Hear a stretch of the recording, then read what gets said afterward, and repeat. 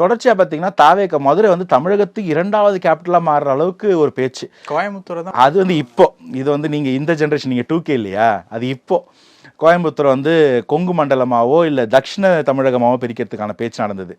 நான் சொல்கிறது அப்போ எப்போனா 80s 90s இல்லை 2006 to 11 தமிழகத்தை 2ஆ பிரித்து ஒருத்தருக்கு வந்து சென்னை தலைநகரமாகவும் இன்னொருத்தருக்கு மதுரை தலைநகரமாகவும் கொடுக்கலான்ற ஒரு பேச்செல்லாம் இருந்துச்சு. டிஎம்கே பிளானா? ஆமாம், 2006 to 11 சொல்லிட்டேன். இன்னும் நீங்கள் ப்ரிசைஸாக கேட்டால் என்ன நான் சொல்கிறது. அதனால அந்த காலகட்டத்தில் அப்படி ஒரு பேச்சு இருந்ததா சொல்லுவாங்க. அப்போ மதுரை வந்து சென்ட்ரல் பெல்ட், எல்லாத்தையும் தாண்டி மதுரையும் திருச்சியும் சென்னை தமிழகத்தோட மிட் பாயிண்ட்ஸ்.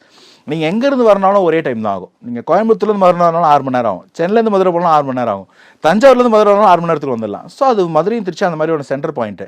ஸோ அங்கேருந்து 2வது முன்னெடுப்பு எடுக்கலாம். இன்னொன்று சொல்ல போனால் 5 மண்டலமாக பிரிச்சிருக்காங்க தாவேக்கா. சென்னையில் தான் தலைமையகம் இருக்குது, போராட்டம்லாம் பண்ணுறோம். விழுப்புரம் மாவட்டத்தில் வந்து முதல் மேடமான பண்ணியாச்சு. கொங்கு மண்டலத்தில் வந்து அந்த முதல் பூத் லெவல் வால்னு பண்ணியாச்சு. தஞ்சாவூர்லேருந்து தான் வந்து சுற்றுப்பயணம் ஆரம்பிக்க போகணும்னு சொல்லி மதுரை இருக்குது பாக்கி. ஸோ மதுரையிலேருந்து ஒரு ஈவெண்ட் பண்ணுறாங்கன்னு வச்சுக்கலாம். ஸோ பல காரணங்கள், இது ஒன்று தான் அது ஒன்று தான் இல்லை, இது எல்லாம் சேர்ந்து தான் அந்த ஆல் ஆஃப் தி அபவ்.